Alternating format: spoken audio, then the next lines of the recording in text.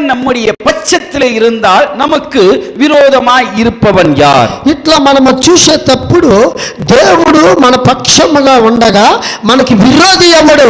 யார் உனக்கு விரோதமாக ஆயுதங்களை உருவாக்கி உன்னை தள்ள வேண்டிய சில போராட்டங்களை விரோதமாக எழும்பினாலும், ఎవరు నీకు విరోధముగా కల్పించి నీ మీద విరోధముగా కల్పించినా కూడా தேவன் நம்முடைய பட்சத்தில் இருக்கும்போது நமக்கு விரோதமாக யாரும் நிற்க முடியாது. దేవుడు మన పక్షమున ఉన్నప్పుడు మనకి విరోధి ఎవడు?